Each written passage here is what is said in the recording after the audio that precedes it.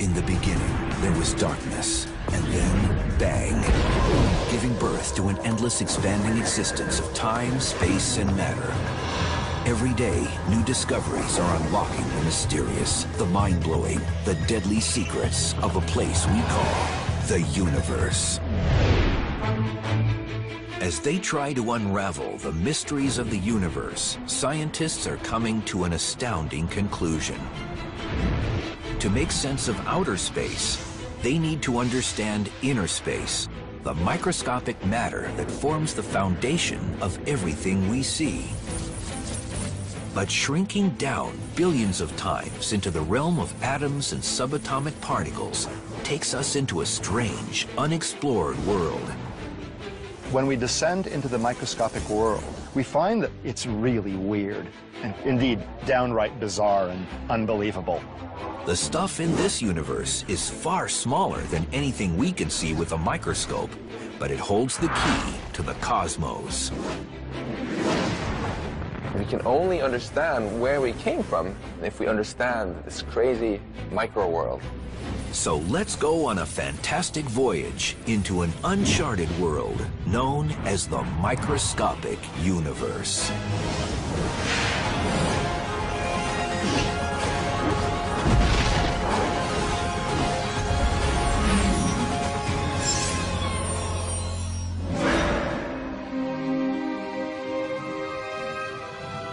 When people talk about the universe, they usually mean the vast expanse of space, billions of light years across, that they can see with radio telescopes and cosmic imaging. They think about stars and galaxies and planets and all the big stuff out there. You have astronomical bodies moving under the force of gravity. There are laws of nature, and you think that the laws are right once and for all. However, there is another universe, an unseen world that governs everything we see. When we go down in size, trillions of times smaller, to the microscopic world, the rules are much less intuitive than the ones we're used to from the large-scale world. The magic of the microscopic universe begins at about a 10/1000th of a meter, or the size of an atom. Matter behaves so differently at this level that scientists have developed an entirely new set of rules to describe what's going on. They call it quantum theory, and what it says is extraordinary. This baseball represents a subatomic particle, like an electron or a photon of light, that routinely does all sorts of weird, strange things in the microscopic universe. The subatomic version of this baseball can be invisible, can go through solid objects with ease, can be in multiple places at the same time, and can seemingly go backwards in time and change the past. This means I could throw this microscopic baseball to first base and to home plate at the same time, or change the seemingly predetermined outcome of a play while it's still going on. Now, this is the stuff of science fiction, but really, we know it to be true, or at least it appears to be true in our quantum world. We get all sorts of weird things happening. If scientists can understand how these weird things work, they'll be able to put them to use in our everyday world, revolutionizing modern computing, and perhaps even allowing us to communicate across the cosmos instantly. The key to making these miracles come true is a process called quantum entanglement, and scientists are already harnessing this astounding discovery for both civilian and military purposes. In quantum physics, what happens to an object over here can instantly affect an object over here, and over here could be millions of miles away. This is how it works. When two subatomic particles interact, they can become entangled, That means their spin, position, or other properties become linked through a process unknown to modern science. If you then make a measurement of one of the particles, then that instantaneously determines what the behavior of the other particle should be. And when the experiment is done, it's found that indeed the other particle's quantum state is exactly determined once you've made a measurement of the partner particle's quantum state. That means if a scientist observes one entangled particle and forces it to spin clockwise, the other entangled particle will immediately start spinning in the opposite direction.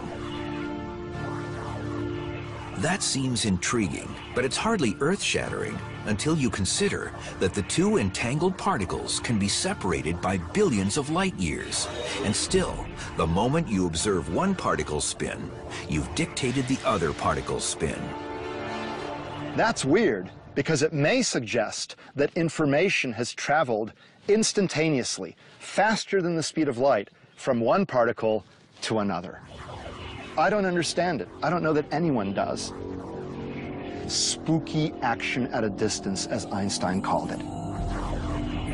Quantum entanglement is more than a curiosity of the microscopic world, because the effects of entangled particles can be seen and felt in our world.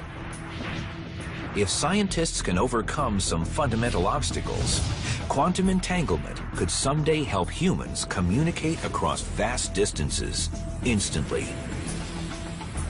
People sometimes think that quantum entanglement will achieve the desired goal of transferring information at a speed faster than that of light.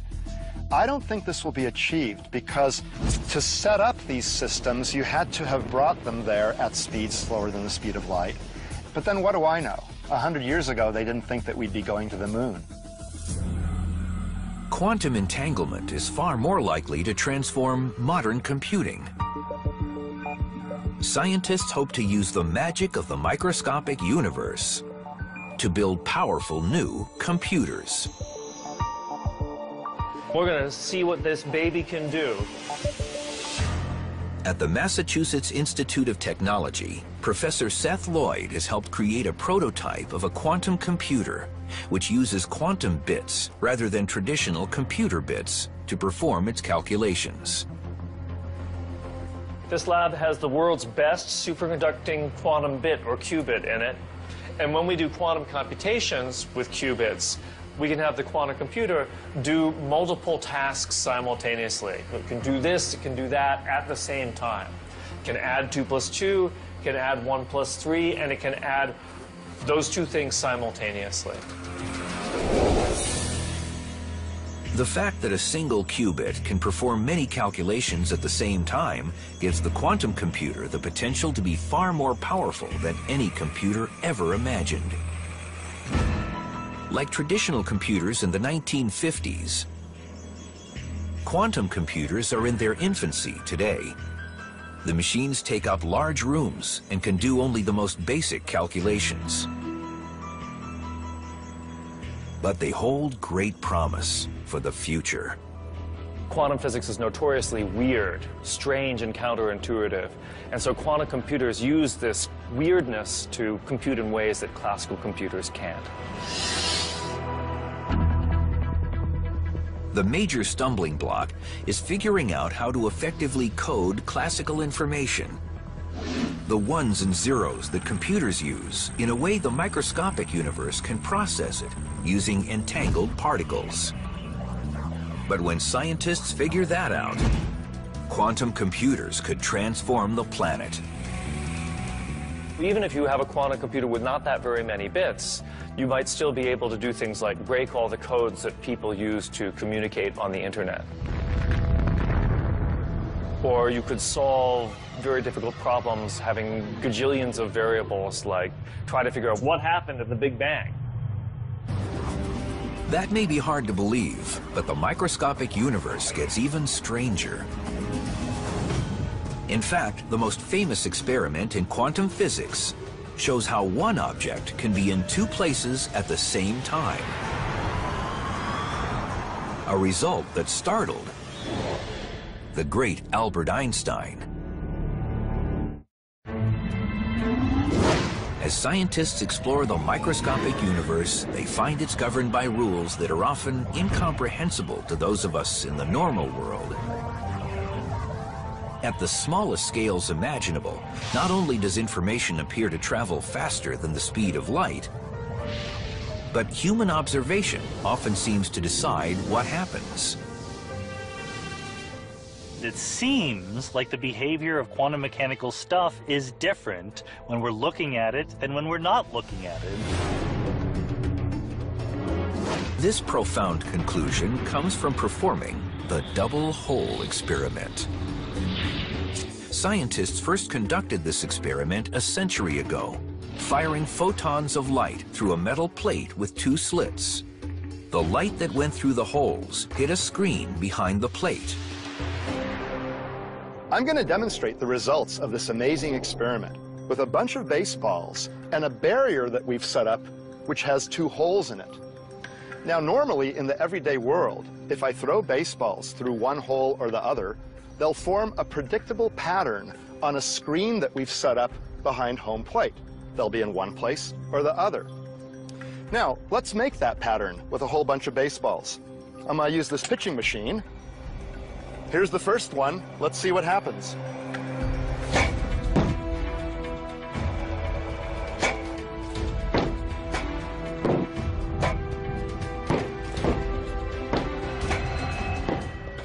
Now you see, the balls landed on the screen in two bunches, pretty much along a direct line from each of the two holes. That's natural. That's what we expect. But when we descend into the microscopic universe and use electrons, which are 10 trillion times smaller than baseballs, we get a very different, odd result when we perform this experiment. A pattern that you would expect if these were waves going through both holes at the same time and interfering with themselves. Well, we usually think of electrons as being particles, so how can they exhibit wave-like properties? These test results were confounding. The electron was a particle before it was fired at the screen, yet it formed a pattern on the screen, as if this single electron had gone through both holes at the same time. Does a microscopic particle spontaneously clone itself in midair? After years of study, scientists still don't know exactly what's happening. Probably the most magical thing is that in quantum physics, an object can be in more than one place at the same time. It actually can sense both slits and actually go through and quantum mechanically feel the structure of both slits in the experiment. Most physicists agree that the math is quite solid and leads to solutions that are undeniable and can be confirmed with experimental measurements. But exactly what is happening and how is a matter of debate. To try to grasp this amazing experimental result, scientists decided to observe how individual electrons behaved when they went through the double slit. How exactly could a particle go through both holes at the same time? Scientists got a front row seat to observe the strange behavior of these electrons or other subatomic particles or even photons of light. Doesn't really matter as long as they're small. They didn't just look at where they landed on the screen back there. They also watched the behavior of the particles as they went through the holes. And then they saw something amazing. When scientists were watching the holes, the electrons behaved like particles, forming the baseball-like pattern on the screen back there. But when the scientists weren't watching, then the electrons behaved like waves. They formed a pattern that looked like the interference pattern produced by waves on a screen. That's really strange. What you see depends on whether you're watching or not. If you're watching, you see the particle-like behavior, like baseballs. If you're not watching, you see a wave-like behavior, but not both at the same time. This was nothing less than astounding. Observation seems to change the nature of subatomic particles.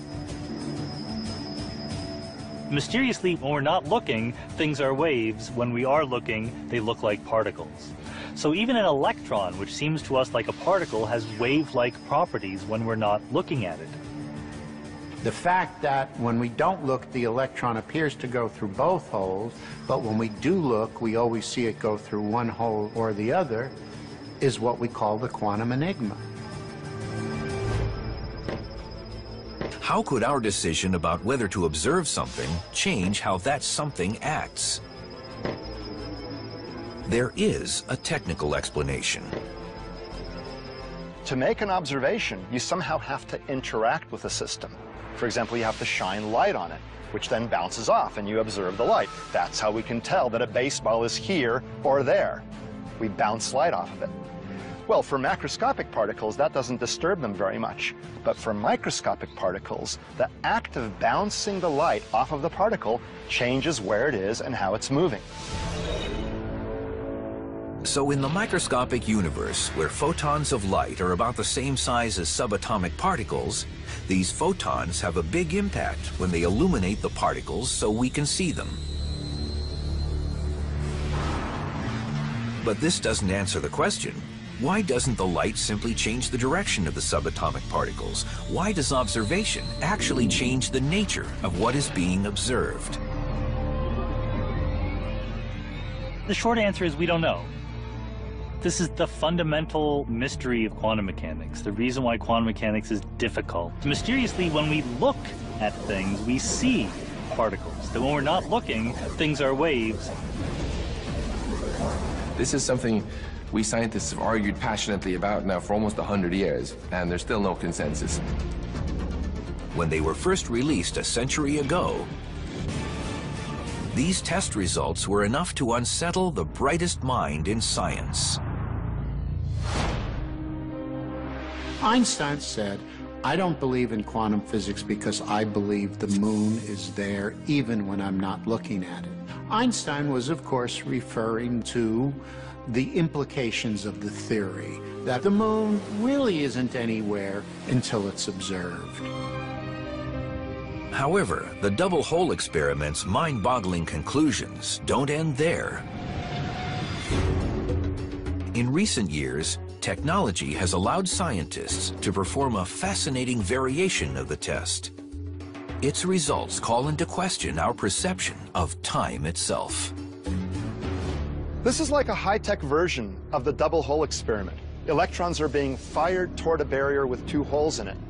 But the scientists can delay their decision about whether to observe the electrons until after they've passed through the holes, but before they hit the screen. It's as though I'm on a baseball field, and there's a baseball being pitched toward the barrier with the holes in it. But my eyes are closed, so it goes through, and it behaves like a wave, but then at the last second before it hits the screen, I open my eyes and decide to observe it. At that moment, the electrons, in essence, become particles, and seemingly always were particles from the time they left the electron gun. So it's as though they went back in time to before they went through the holes and decided to go through one or the other, not through both as they would have had they been behaving like waves. That's really crazy. That's the enigma. That our choice of what experiment to do determines the prior state of the electron. Somehow or other, we've had an influence on it which appears to travel backwards in time. Scientists are only beginning to grasp what these microscopic mysteries mean for time travel and changing the past in our everyday world. But one thing is clear. The rules that govern this subatomic world hint at a universe that's just as mysterious as science fiction.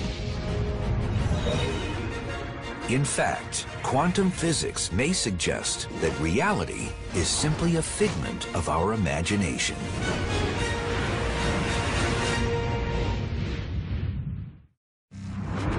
After discovering mysteries in the microscopic universe, scientists wanted to quickly unravel, study, and solve them. But as they tried to figure out exactly what was going on in this strange subatomic realm, they found something completely unexpected. Nature refused to tell them. When we descend into the microscopic world, we find that there's a fundamental uncertainty in essentially all quantities that we wish to measure. And it's not a problem with the measurement process.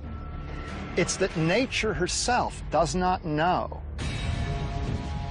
Scientists call this the uncertainty principle. And as strange as it is, it may be the most profound concept to emerge from the microscopic universe. We simply cannot know anything with absolute certainty.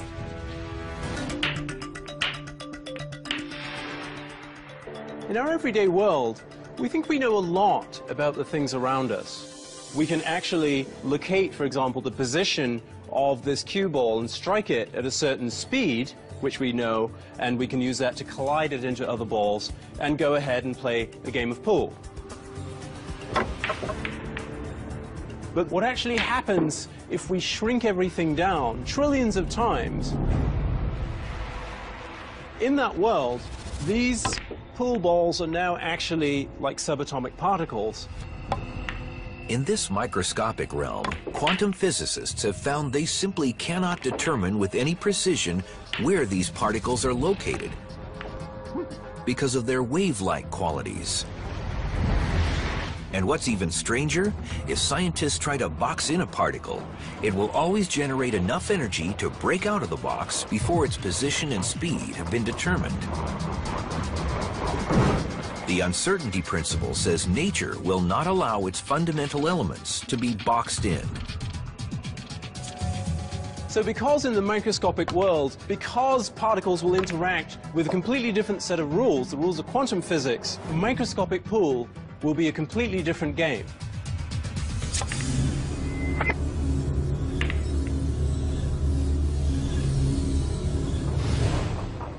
The uncertainty of the microscopic universe extends far beyond the location of particles.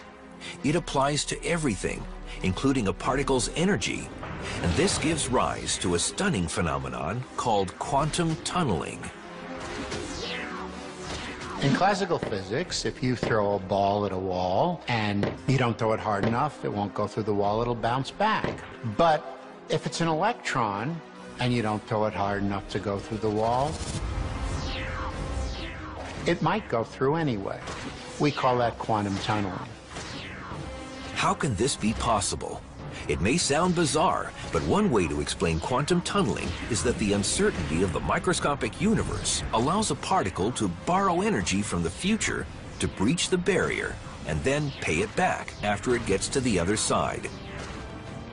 The electron actually already is on the other side of the wall, and therefore it can go through it and appear on the other side of the wall.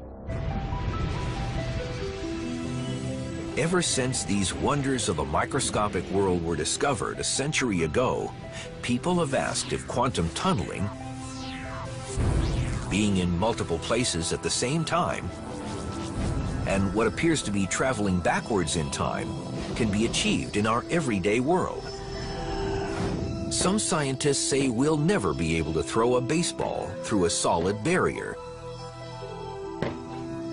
A baseball is a huge number of particles. You would need all of them to collectively suddenly appear in another place for the baseball as a whole to appear in another place. And that's just extraordinarily unlikely. A single electron or a single proton can do this. But the bigger your particle, or the bigger the collection of particles, the more difficult that process of tunneling is. However, a growing number of physicists are developing a more outrageous theory for what's going on. We know that these tiny particles can be in two places at the same time. But hey, I'm made of these kinds of particles. So if they can be in two places at once, so can I. Scientists call this the many worlds interpretation of quantum physics. They say just like the electron in the double hole experiment, human beings are all in multiple places at the same time. They say anytime anyone makes a decision, we don't actually choose one option over another. Instead, we do them both, in slightly different versions of reality. What happens when you use your mind and your will to decide things is you end up actually making many choices at once, and all of them become realized in different parallel universes. The many worlds hypothesis of quantum physics says that when I throw a curveball, I do so only in this universe. In another universe, I might be throwing a fastball. And in still another one, I throw a knuckleball for the first time in my life. And in yet another universe, I heave this ball to the outfield. In the many worlds hypothesis, all of these choices are outcomes that occur in universes that are parallel to our own. Just not in ours, but in parallel universes. That's what the many worlds hypothesis tells us. This may sound far-fetched, but an impressive array of theoretical physicists believe it's the way the microscopic world works. If it's true, the implications of this startling theory go far beyond the baseball diamond. In essence, it suggests there are universes parallel to our own in which the Nazis won World War II. And in another, the American government foiled the 9/11 hijackers. So the World Trade Center still stands in Manhattan. If you take quantum mechanics absolutely at face value, it says that every time you observe something quantum mechanical, you become two different copies of yourself. There's the copy that got one answer and a copy that got another answer. It just implies there's a huge number of other copies of you that saw slightly different things happen in the universe. These days, it's completely accepted that the microworld is weird. Many people had hoped that this weirdness could be confined to the microworld, so that big things like us would be immune to it and always be in a single place. But it's become clear now that that hope was naive. The weirdness can't be confined. The fascinating debate about the many worlds interpretation of quantum physics will rage until physicists finally solve the mysteries of the microscopic universe. However, some astronomers are concluding that we will never be able to fully explain any of these mysteries because, according to their calculations, the vast majority of matter holding the universe together exists in a higher dimension that we can never explore.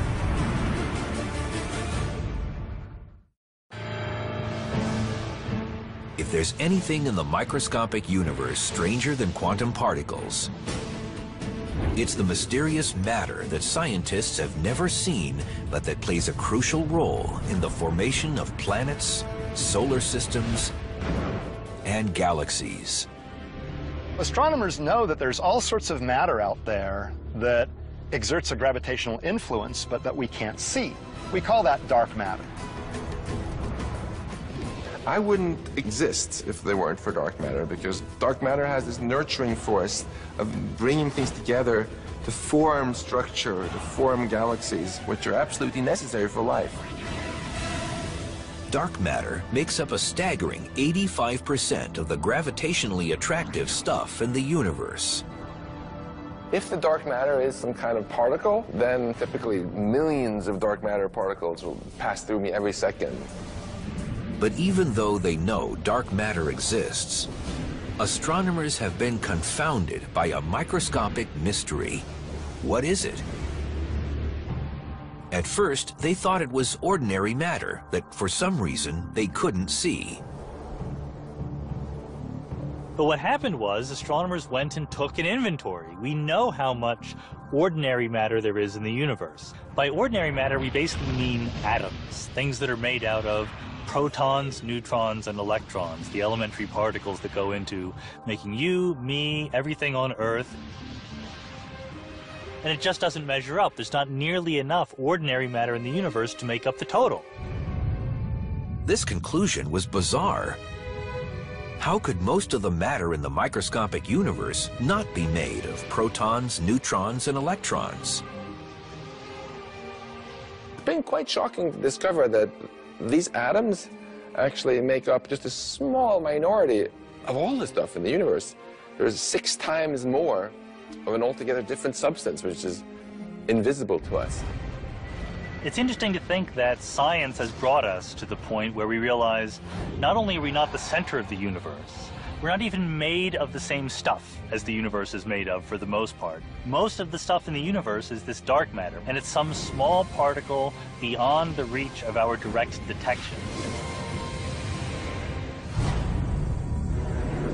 Some theoretical physicists speculated that dark matter might be made of neutrinos, tiny particles 1,000 times smaller than an electron that fit many of the known characteristics of dark matter.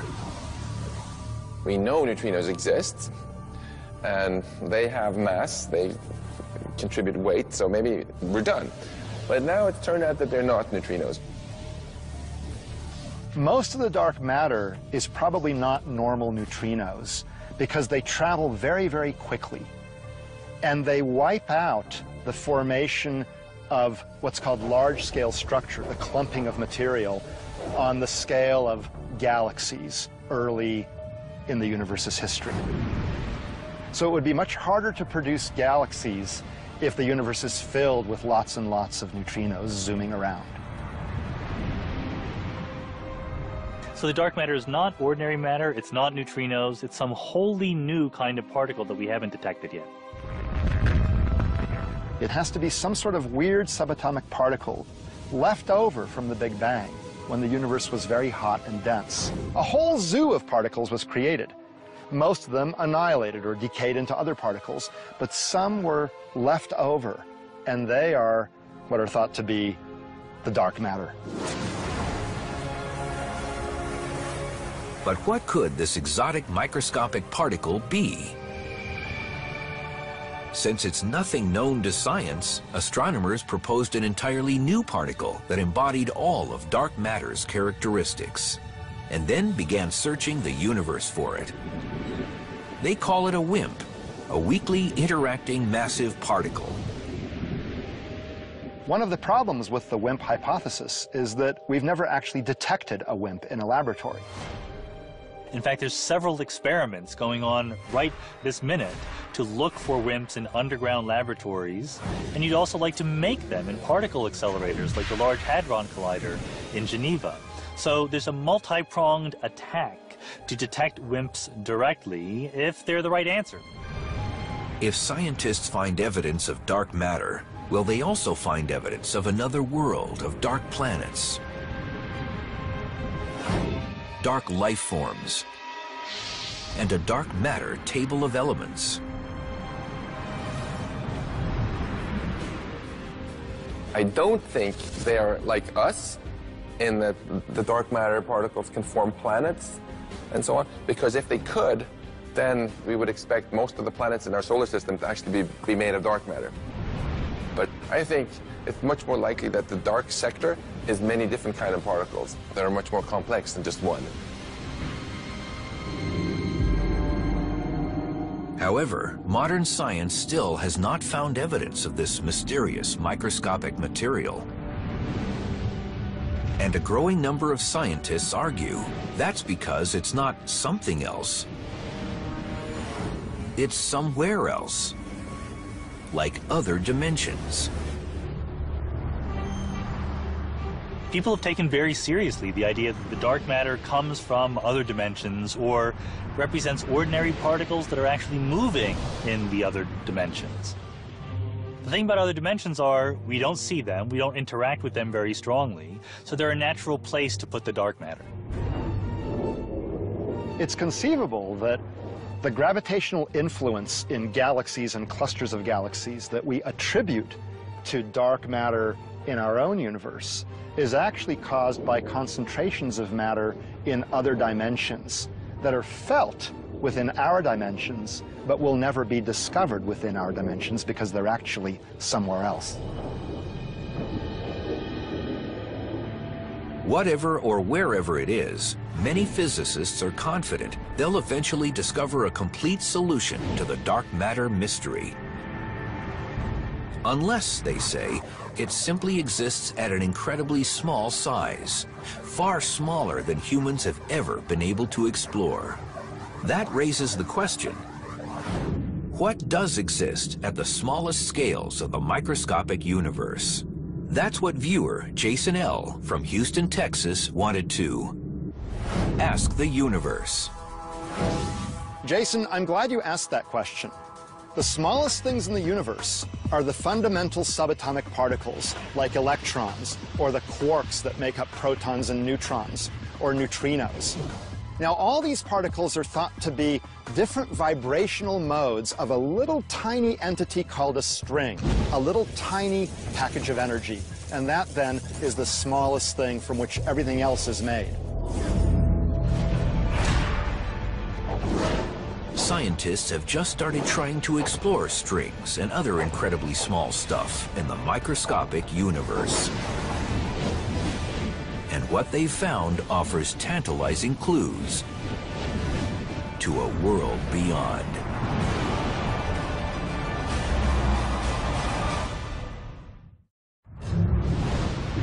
As they delve into smaller and smaller spaces in the microscopic universe, scientists have successfully looked inside atoms. But what exists if we continue our fantastic voyage still deeper into this subatomic netherworld? Even scales that are smaller than the electron are really a vast unexplored territory, more so than solar systems or galaxies or even the universe. Because we can make observations of planets and stars and galaxies in the universe, but it's hard to conduct experiments that allow us to directly explore tiny scales in time and space. Essentially, what you need to examine the microscopic world is a sharper and sharper tool, something that actually allows you to distinguish the details down at that very small level.